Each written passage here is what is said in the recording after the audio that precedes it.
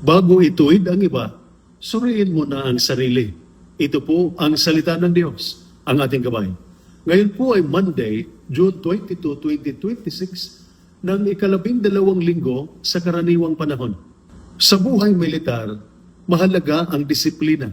Kapag may pagkakamali sa operasyon, sa duty o trabaho, kailangan itama agad. Ngunit may isang panganib na madalas nating makaharap. Masyado tayong magaling makita ang pagkakamali ng iba. Pero hirap tayong makita ang ating sariling pagkukulang. Ngayon, mas lalo pa itong nakikita sa social media.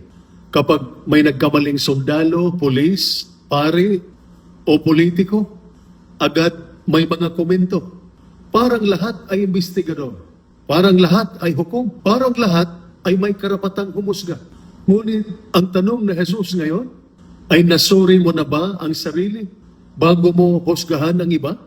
Sa unang pagbasa mula sa ikalawang aklat ng mga hari, chapter 17, verses 5 to 8, 13 to 15 and 18, bumagsak ang Israel hindi dahil mahina ang Diyos. Bumagsak sila dahil ayaw nilang makinig. Paulit-ulit silang binalaan ng Diyos sa pamamagitan ng mga propeta. Ngunit binaliwala nila ang mga babala. Para sa ating mga sundalo, kapag may utos ang commander para sa kaligtasan ng tropa at hindi sinunod, maaaring malagay sa panganib ang buong unit. Ganito rin sa buhay espiritual. May mga pagkakataong nagsasalita ang Diyos sa ating konsensya. Minsan sa pamamagitan ng ating pamilya. Minsan sa pamamagitan ng ating chaplain. Minsan sa pamamagitan ng ating mga pagkakamali. Ngunit kung matigas ang ating puso, hindi natin siya maririnig.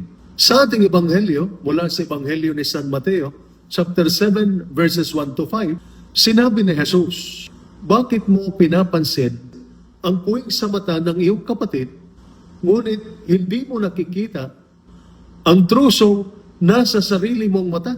Napakaganda ng larawan na ginamit ni Jesus.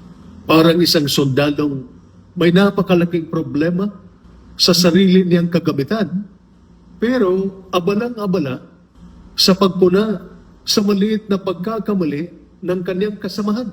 Hindi sinasabing huwag magtama ng mali. Bilang kawal, bahagi ng disiplina ang pagtuwid. Ngunit sinasabi ni Jesus, bago ka magtama sa iba, magpakumbaba ka muna. Bago ka pumuna, suriin mo muna ang sarili mo. Mga kapatid, maraming conflict sa kampo, sa opisina, o sa tahanan ang nagsisimula dahil lahat ay nakatingin sa pagkukulang ng iba. Ang subordinate ay pinupuna ang commander. Ang commander ay pinupuna ang subordinate. Ang asawa ay pinupuna ang asawa. Ang magkakatrabaho ay nagsisiraan. At sa social media, minsan hindi pa alam ang buong kwento, may hatol na agad. Ngunit ang mabuting sundalo ay hindi lamang marunong tumingin sa pagkakamali ng iba. Marunong din siyang aminin ang kanyang sariling pagkakamali. Mas kailangan ng tapang para sabihin, kailangan ko ring magbago. At iyan ang tunay na lakas ng isang Kristiyano. Ito po ang salita ng Diyos, ang ating gabay.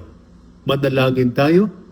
Panginoong Diyos, bigyan mo kami ng pusong mapagpakumbaba. Tulungan mo kami makita ang aming sariling pagkukulang bago ang pagkakamali ng iba. Turuan mo kaming makinig sa iyong tinig, tumanggap ng pagwawasto at magmahal ng higit kaysa humusga. Gawin mo kaming mabubuting kawal, hindi lamang ng bayan, kundi ng iyong kaharian. Sa pamamagitan ni Kristo na aming Panginoon. Amen. At sumainyo at sa inyong pamilya ang pagpapala ng makapangyarihang Diyos. Ama, Anak, at Espiritu Santo. Amen. Santa Maria, Ina ng Diyos, ipanalangin mo kami. San Jose, ipanalangin mo kami. San Miguel Arcangel, ingatan mo kami. Amen.